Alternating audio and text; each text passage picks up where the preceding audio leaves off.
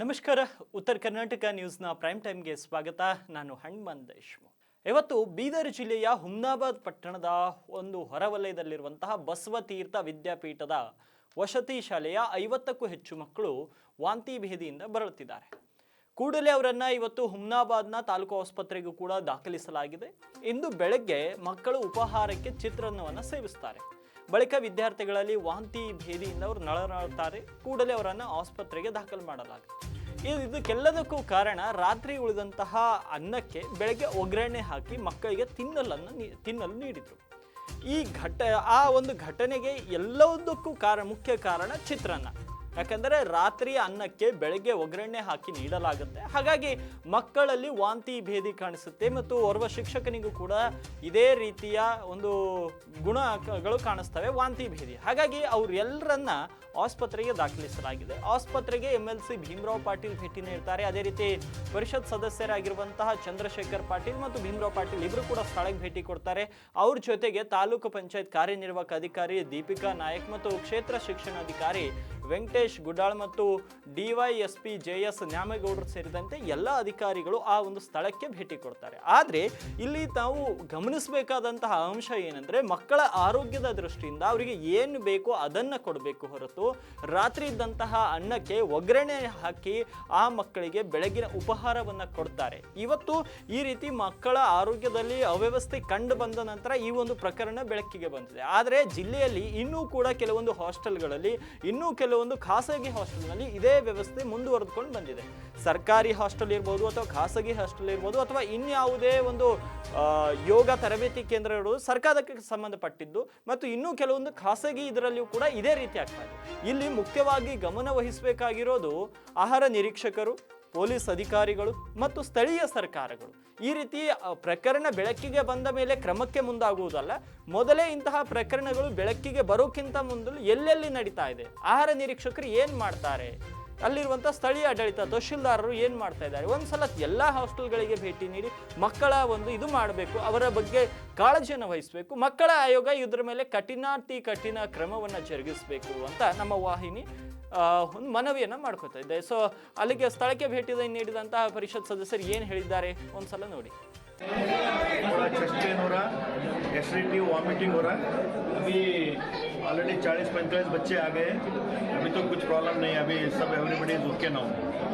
Doctor साहब अभी ಇದು ಬಸವತೀರ್ಥ ಮಠ, ಅಲ್ಲಿನ ಮಕ್ಕಳು, ಅಲ್ಲೊಂದು ರೆಸಿಡೆನ್ಷಿಯಲ್ ಸ್ಕೂಲ್ ಇದೆ. ಅದು ಏನೋ ಬೆಳಗ್ಗೆ ಪಲ್ಲವ್ ರೈಸ್ ಏನೋ ಮಾಡಿದಾರಂತ. ಆ ರೈಸ್ ಊಟ ಮಾಡಿದ ಕೂಡಲೇ ಮಕ್ಕಳಿಗೆ ಅಸ್ವಸ್ಥ ಆಗಿ ವಾಮಿಟಿಂಗು ಮತ್ತು ಮೋಷನ್ ಆಗ್ತದೆ, ಹೊಟ್ಟೆ ನೋವು ಆಗ್ತಾಯಿದೆ. ಸ್ವಲ್ಪ ಜನರಿಗೆ ಹೆಡ್ಡೇಕು ಆಗಿ ಚಕ್ಕರ್ ಬಂದಂಗೆ ಆಗ್ತಾಯಿದೆ. ಅದಕ್ಕೆ ಮಕ್ಕಳೆಲ್ಲರೂ ಕೂಡಿ ತಾವು ಟೀಚರ್ಸ್ ಎಲ್ಲ ಕೂಡಿ ಕರ್ಕೊಂಡು ಬಂದಿದ್ದಾರೆ. ಈಗ ಒಂದು ಎಷ್ಟು ಜನ ಇದ್ದಾರೆ ಇಲ್ಲೊಂದು 40 ಮಕ್ಕಳಿಗೆ ಕರ್ಕೊಂಡು ಬಂದಿದ್ದಾರೆ. ಈಗ ಆಲ್ರೆಡಿ ಎಲ್ಲ ಮಕ್ಕಳಿಗೆ ಎಲ್ಲ ಚಿಲ್ಡ್ರನ್ ಸ್ಪೆಷಲಿಸ್ಟ್ ಅಲ್ಲಿ ಎಲ್ಲ ಡಾಕ್ಟರ್ಸ್ ಕೂಡಿ ಪರಿಶೀಲನೆ ಮಾಡಿ ಅವರಿಗೆಲ್ಲ ಈಗ IV ಹಚ್ಚಿ. ಎಸ್, ಏನು ಮುಂದಿನ ಸುದ್ದಿ, ಮಹಾರಾಷ್ಟ್ರ ವಿಧಾನಸಭಾ ಚುನಾವಣೆಯ ರಣಕಣ ರಂಗೇರಿದೆ.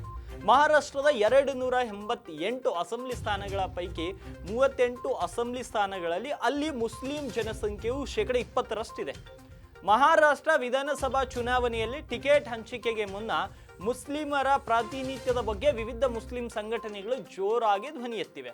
ಈ ಸಂಘಟನೆಗಳು ಮುಸ್ಲಿಂ ಪ್ರಾಬಲ್ಯದ ಸ್ಥಾನಗಳಲ್ಲಿ ಮುಸ್ಲಿಂ ಸಮುದಾಯದ ಮುಖಂಡರಿಗೆ ಟಿಕೆಟ್ ನೀಡಲು ರಾಜಕೀಯ ಪಕ್ಷಗಳಿಗೆ ವಿಶೇಷವಾಗಿ ಮಹಾವಿಕಾಸ್ ಅಘಾಡಿಗೆ ಲಾಬಿಯನ್ನು ಮಾಡಿವೆ. ಉಲೇಮಾ ಬೋರ್ಡ್ನಿಂದ RSS ನಿಷೇಧ ಸೇರಿದಂತೆ 17 ಬೇಡಿಕೆಯನ್ನು ಈ ಮೈತ್ರಿಕೂಟದ ಮುಂದಿಟ್ಟಿದೆ. ಆದರೆ ಇಂದು ಚುನಾವಣಾ ಪ್ರಚಾರದಲ್ಲಿ ಗೃಹ ಸಚಿವ ಅಮಿತ್ ಶಾ ಮಾತನಾಡಿ ಇಂಡಿ ಕೂಟವನ್ನು ತರಾಟೆಗೆ ತೆಗೆದುಕೊಂಡು, ಇನ್ನು ಮುಸ್ಲಿಂ ಮೀಸಲಾತಿಯನ್ನು ಒಪ್ಪುತ್ತೀರಾ, ಬೇರೆಯವರ ಮೀಸಲಾತಿಯನ್ನು ಕಡಿತಗೊಳಿಸಿ ಇವರಿಗೆ ಮೀಸಲಾತಿ ಕೊಡಬೇಕಾಗುತ್ತೆ ಅಂತ ಮತದಾರರನ್ನು ಪ್ರಶ್ನಿಸಿದರು. ಅಂದರೆ ಇಲ್ಲಿರೋ ಇಂಡಿ ಮೈತ್ರಿಕೂಟದವರು ಈ ರೀತಿ ಮಾಡ್ತಾ ಇದ್ದಾರೆ, ನಿಮ್ಮ SC ST OBCಗಳ ಮೀಸಲಾತಿಯನ್ನು ಮುಸ್ಲಿಮರಿಗೆ ಕೊಡ್ತಾ ಇದ್ದಾರೆ ಅಂತ ಹೇಳಿದರು. कुछ दिन पहले कांग्रेस पार्टी के अध्यक्ष को ये सारे उलेमा मिले और कहा मुसलमानों को आरक्षण देना चाहिए. भाइयों बहनों, अगर मुसलमानों को आरक्षण देना है तो SC, ST और OBC का आरक्षण काट कर देना पड़ेगा। मुझे बताओ धुरे वालों, आप लोग सहमत हो क्या मुस्लिम आरक्षण के लिए? अरे जोर से बोलो, सहमत हो क्या? राहुल बाबा, मैं आज दूरे से कहकर जाता हूं, कान खोल कर सुन लो, आपकी चौथी पीढ़ी आएगी तो भी मुस्लिम आरक्षण नहीं। ಇದೇ ವೇಳೆ ಕೇಳಿದ್ರಲ್ಲ ಅಮಿತ್ ಶಾ ಯಾವ ರೀತಿಯ ಹೇಳಿಕೆಯನ್ನ ನೀಡಿದ್ರು. ಇದೇ ವೇಳೆ ಮಹಾರಾಷ್ಟ್ರದಲ್ಲಿ ಮುಸ್ಲಿಂ ಮತಗಳು ಎಷ್ಟರ ಮಟ್ಟಿಗೆ ಪ್ರಭಾವ ಬೀರಬಹುದು ಮತ್ತು ಈ ಸಮುದಾಯದ ಜನರು ಸೋಲು ಗೆಲುವನ್ನ ನಿರ್ಧರಿಸುವ ಸ್ಥಾನಗಳಲ್ಲಿ ಎಷ್ಟು ಸ್ಥಾನಗಳಿವೆ ಅನ್ನೋ ಒಂದು ಪ್ರಶ್ನೆ ಕೂಡ ಉದ್ಭವಿಸುತ್ತೆ. ನಾವು ಒಟ್ಟಾರೆ ನೋಡುವುದಾದ್ರೆ ಇಂಡಿಯನ್ ಎಕ್ಸ್‌ಪ್ರೆಸ್ ನಲ್ಲಿ ಪ್ರಕಟವಾದ ವರದಿಯ ಪ್ರಕಾರ ಮಹಾರಾಷ್ಟ್ರದಲ್ಲಿ 1.3 ಕೋಟಿ ಮುಸ್ಲಿಮರಿದ್ದಾರೆ. ಒಟ್ಟು ಜನಸಂಖ್ಯೆ 11.24 ಕೋಟಿ. ಅದರಲ್ಲಿ ಶೇಕಡಾ 11.56ರಷ್ಟು ಮುಸ್ಲಿಮರು ಮಹಾರಾಷ್ಟ್ರದಲ್ಲಿದ್ದಾರೆ. ರಾಜ್ಯದ 288 ಅಸೆಂಬ್ಲಿ ಸ್ಥಾನಗಳ ಪೈಕಿ 38 ವಿಧಾನಸಭಾ ಸ್ಥಾನಗಳಲ್ಲಿ ಅವರು ಪ್ರಬಲ್ಯರಾಗಿದ್ದಾರೆ. ಅಲ್ಲಿ ಮುಸ್ಲಿಮರ ಸಂಖ್ಯೆ ಶೇಕಡಾ 20ರಷ್ಟು ಇರುತ್ತೆ. ಇನ್ನು ಕೆಲವೊಂದು ಕಡೆ ಶೇಕಡಾ 40ರಷ್ಟು ಕೂಡ ಮುಸ್ಲಿಂ ಸಂಖ್ಯೆ ಇದೆ, ಅವು 9 ಸ್ಥಾನಗಳಲ್ಲಿ. ಇನ್ನು ಮುಂಬೈನಲ್ಲಿ ಶೇಕಡಾ 25ರಷ್ಟು ಮುಸ್ಲಿಂ ವೋಟರ್ಸ್ ಇದ್ದಾರೆ. ಮುಂಬೈದಲ್ಲಿ 10 ಸ್ಥಾನಗಳಿವೆ, ಅಲ್ಲಿ ಜನಸಂಖ್ಯೆ ಶೇಕಡಾ 25ಕ್ಕಿಂತಲೂ ಹೆಚ್ಚು ಮುಸ್ಲಿಮರಿದ್ದಾರೆ. ಮಹಾ ವಿಕಾಸ್ ಅಘಡಿ ಒಕ್ಕೂಟ ಕಳೆದ ಲೋಕಸಭಾ ಚುನಾವಣೆಯಲ್ಲಿ ಹೆಚ್ಚಿನ ಸಂಖ್ಯೆಯಲ್ಲಿ ಅಲ್ಪಸಂಖ್ಯಾತ ಮತಗಳನ್ನು ಪಡೆದಿತ್ತು. ಹಾಗಾಗಿ ಈಗಲೂ ಕೂಡ ಅದೇ ರೀತಿ ಪಡ್ಕೋಬೇಕು ಅನ್ನೋ ಒಂದು ನಿಟ್ಟಿನಲ್ಲಿ ಉಲೆಮಾ ಬೋರ್ಡ್ ಜೊತೆ ಸಂಬಂಧವನ್ನು ಬೆಳೆಸ್ಕೊತಾ ಇದೆ. ಟೈಮ್ಸ್ ಆಫ್ ಇಂಡಿಯಾದಲ್ಲಿ ಪ್ರಕಟವಾದಂತಹ ವರದಿಯ ಪ್ರಕಾರ ಮುಂಬೈನ ಮರ್ಬೂದ್ ಮತ್ತು ಶಿವಾಜಿನಗರ್ ವಿಧಾನಸಭಾ ಕ್ಷೇತ್ರಗಳು ಶೇಕಡಾ 53ರಷ್ಟು ಮುಸ್ಲಿಂ ಜನಸಂಖ್ಯೆಯನ್ನು ಹೊಂದಿವೆ. ಇನ್ನು ಮುಂಬಾದೇವಿಯಲ್ಲಿ ಶೇಕಡಾ 50ರಷ್ಟು ಮತ್ತು ಭಯಂಕ್ಲಾದಲ್ಲಿ ಶೇಕಡಾ 41ರಷ್ಟು ಮತ್ತು ಧಾರಾವಿಯಲ್ಲಿ ಶೇಕಡಾ 33ರಷ್ಟು ಮತ್ತು ವರ್ಸೋವಾದಲ್ಲಿ ಶೇಕಡಾ 33ರಷ್ಟು ಮತ್ತು ಬಾಂದ್ರಾ ಪೂರ್ವದಲ್ಲಿ 33ರಷ್ಟು ಮತ್ತು ಮಲಾಡ್ ಪಶ್ಚಿಮದಲ್ಲಿ ಶೇಕಡಾ 27ರಷ್ಟು ಮತ್ತು ಅಂಧೇರಿ ಪಶ್ಚಿಮದಲ್ಲಿ ಶೇಕಡಾ 27ರಷ್ಟು ಮತ್ತು ಬಾಂದ್ರಾ ಪಶ್ಚಿಮದಲ್ಲಿ ಶೇಕಡಾ 25ರಷ್ಟು ಮುಸ್ಲಿಂ ಜನಸಂಖ್ಯೆ ಇದೆ. ಮುಸ್ಲಿಂ ಮತದಾರರು ಗೆಲುವು ಮತ್ತು ಸೋಲು ನಿರ್ಧರಿಸುವಂತಹ ಈ ಕ್ಷೇತ್ರಗಳಲ್ಲಿ ಮುಸ್ಲಿಮರಿಗೆ ಟಿಕೆಟ್ ಕೊಡಬೇಕು ಅಂತ ವಿವಿಧ ರಾಜಕೀಯ ಪಕ್ಷಗಳಿಗೆ ಉಲೆಮಾ ಬೋರ್ಡ್ ಸೇರಿದಂತೆ ಇನ್ನಿತರ ಮುಸ್ಲಿಮರ ಪರವಾಗಿರುವಂತಹ ಸಂಘಟನೆಗಳು ಮನವಿ ಮಾಡಿವೆ. ಆದರೆ ಇವತ್ತು ಅಮಿತ್ ಶಾ ಇವೆಲ್ಲವನ್ನ ಖಂಡಿತವಾಗಿ ಟೀಕಿಸಿದ್ದಾರೆ. ಬೇರೆಯವರ ಮೀಸಲಾತಿ ತಂದು ಇವರಿಗೆ ಕೊಡುವುದು ಸಮಂಜಸ ಅಲ್ಲ ಅಂತ ಹೇಳಿಕೆಯನ್ನ ನೀಡಿದ್ದಾರೆ ಅಮಿತ್ ಶಾ ಅವರು. ಮಹಾರಾಷ್ಟ್ರದಲ್ಲಿ ಚುನಾವಣೆ ಹತ್ತಿರ ಆಗ್ತಿದ್ದಂತೆ ನಾಯಕರ ನಡುವೆ ಪರ ವಿರೋಧದ ಚರ್ಚೆ ಜೋರಾಗಿ ಕಾಣಿಸ್ತಾ ಇದೆ.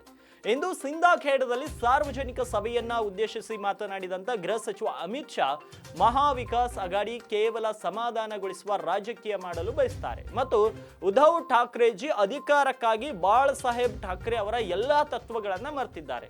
ಉದ್ಧವ್ ಜಿ, ನೀವು ಔರಂಗಾಬಾದ್ ಅನ್ನ ಸಂಭಾಜಿ ನಗರ್ ಎಂದು ಮರುನಾಮಕರಣವನ್ನ ಮಾಡುವವರಿಗೆ ವಿರೋಧಿಸುವವರಿಗೆ ಮತ್ತು ರಾಮ ಮಂದಿರ ನಿರ್ಮಾಣವನ್ನ ವಿರೋಧಿಸುವವರಿಗೆ ಮತ್ತು ಆರ್ಟಿಕಲ್ 370 ಮತ್ತು ಪಾಕಿಸ್ತಾನದ ವಿರುದ್ಧ ಸರ್ಜಿಕಲ್ ಸ್ಟ್ರೈಕ್ ಅನ್ನ ಬೆಂಬಲಿಸುವವರಿಗೆ ನೀವು ಬೆಂಬಲವನ್ನ ಕೊಡ್ತಿದ್ದೀರಿ.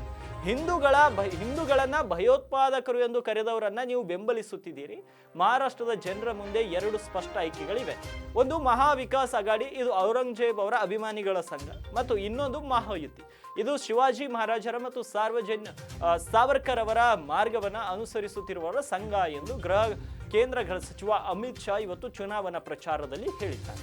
ಇವಾಗ ಅಮಿತ್ ಶಾ ಅವರು ಹೇಳಿರುವುದರಲ್ಲಿ ಎಲ್ಲೋ ಒಂದು ಕಡೆ ಸತ್ಯವಿದೆ. ಪ್ರತಿ ಸಲ ಮುಸ್ಲಿಮರ ಓಲೈಕೆಗಾಗಿ ಈ ಒಂದು ಮೈತ್ರಿಕೂಟ, ಮಹಾವಿಕಾಸ್ ಅಘಾಡಿ ಮೈತ್ರಿಕೂಟ ಅವರ ಓಲೈಕೆಗಾಗಿ ಕೆಲಸ ಮಾಡ್ತಾ ಇದೆ. ಹಾಗಾಗಿ ಅಮಿತ್ ಶಾ ಹೇಳಿದ್ರಲ್ಲಿ ತಪ್ಪಿಲ್ಲ ಅಂತ ಮೇಲ್ನೋಟಕ್ಕೆ ಕಂಡು ಬರ್ತಾ ಇದೆ. ಹಾಗಾಗಿ ಅಮಿತ್ ಶಾ ಏನ್ ಹೇಳಿದ್ದಾರೆ ನೋಡೋಣ. ये जो अघाड़ी है, ये अघाड़ी केवल और केवल तुष्टीकरण करना चाहती है और उद्धव जी सत्ता के लिए सारे बाला साहब के पूरे सिद्धांत भूल कर बैठे। उद्धव बाबू, आप किसके साथ बैठे हो? जिन्होंने औरंगाबाद का नाम संभाजी नगर बनाने का विरोध किया, उसके साथ बैठे हो।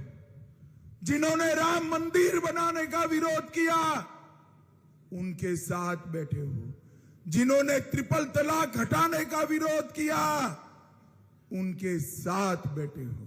जिन्होंने 370 हटाने का विरोध किया उनके साथ बैठे हो और जिन्होंने पाकिस्तान को करारा जवाब देने का सर्जिकल स्ट्राइक का विरोध किया उसके साथ बैठे हो, हिंदुओं को आतंकवादी कहने वालों के साथ बैठे हो। भाइयों बहनों, महाराष्ट्र की जनता के सामने बहुत स्पष्ट दो खेमे हैं। एक ये अघाड़ी का खेमा जो औरंगजेब फैन क्लब है, औरंगजेब फैन क्लब है, और दूसरा महायुति का खेमा जो छत्रपति शिवाजी महाराज और सावरकर जी के सिद्धांतों पर चलने वाले। ಇನ್ನು ಮುಂದಿನ ಸುದ್ದಿ ಆಂಧ್ರ ಪ್ರದೇಶ ರಾಜಕೀಯದ ಕುರಿತು. ಆಸ್ತಿ ವಿಚಾರವಾಗಿ ಪರಸ್ಪರ ಎದುರಾಳಿಗಳಾಗಿ ನಿಂತಿರುವಂತಹ ಮಾಜಿ ಸಿಎಂ ವೈಎಸ್ ರಾಜಶೇಖರ ರೆಡ್ಡಿ ಮಕ್ಕಳಾದಂತಹ ವೈಎಸ್ ಜಗನ್ ಹಾಗೂ ವೈಎಸ್ ಶರ್ಮಿಳಾ ನಡುವೆ ಸಮರ ಇದೀಗ ಮತ್ತೊಂದು ಹಂತಕ್ಕೆ ಹೋಗಿದೆ. ಈ ಹಿಂದೆ ಆಸ್ತಿ ವಿಚಾರವಾಗಿ ಪರಸ್ಪರ ವಾಗ್ದಾಳಿ ನಡೆಸಿದಂತಹ ರಾಜಶೇಖರ ರೆಡ್ಡಿ ಮಕ್ಕಳು ಇದೀಗ ಬಹಿರಂಗವಾಗಿಯೇ ಪರಸ್ಪರ ವಾಗ್ದಾಳಿಯನ್ನು ನಡೆಸಿದ್ದು, ನನ್ನ ವಿರುದ್ಧ ಅಶ್ಲೀಲ ಸಾಮಾಜಿಕ ಮಾಧ್ಯಮ ಪೋಸ್ಟ್ಗಳ ಹಿಂದೆ ಸಹೋದರ ಜಗನ್ ಕೈವಾಡ ಇದೆ ಅಂತ ವೈಎಸ್ ಶರ್ಮಿಳಾ ಗಂಭೀರ ಆರೋಪವನ್ನು ಮಾಡಿದ್ದಾರೆ. ಆಂಧ್ರ ಪ್ರದೇಶ್ ಕಾಂಗ್ರೆಸ್ ಸಮಿತಿಯ ಅಧ್ಯಕ್ಷೆ ವೈಎಸ್ ಶರ್ಮಿಳಾ ಮಂಗಳವಾರ YSRCP ಮುಖ್ಯಸ್ಥ ವೈಎಸ್ ಜಗನ್ ರೆಡ್ಡಿ ತಮ್ಮ ವಿರುದ್ಧ ಸಾಮಾಜಿಕ ಜಾಲತಾಣಗಳಲ್ಲಿ ಅಸಭ್ಯ ಪೋಸ್ಟ್ಗಳನ್ನು ಪ್ರೋತ್ಸಾಹಿಸಿದ್ದಾರೆ. ಅವರ ಬೆಂಬಲಿಗರ ಮೂಲಕ ನನ್ನ ವಿರುದ್ಧ ಮತ್ತು ನನ್ನ ತಾಯಿಯ ವಿರುದ್ಧ ಸಾಮಾಜಿಕ ಜಾಲತಾಣಗಳಲ್ಲಿ ಅಶ್ಲೀಲ ಪೋಸ್ಟ್ಗಳನ್ನು ಹಾಕಿಸುತ್ತಿದ್ದಾರೆ ಅಂತ ಆರೋಪಿಸಿದ್ದಾರೆ ಎಂದು ಆಂಧ್ರ ರತ್ನ ಭವನದಲ್ಲಿ ಸುದ್ದಿಗೋಷ್ಠಿಯನ್ನು ಮಾತನಾಡಿದಂತಹ ಶರ್ಮಿಳಾ ಸೋಷಿಯಲ್ ಮೀಡಿಯಾದಲ್ಲಿ ತಾನು ಕಟುವಾದ ದಾಳಿಗೆ ಬಲಿಯಾಗಿದ್ದೇನೆ ಎಂದು ಆರೋಪಿಸಿದ್ದಾರೆ.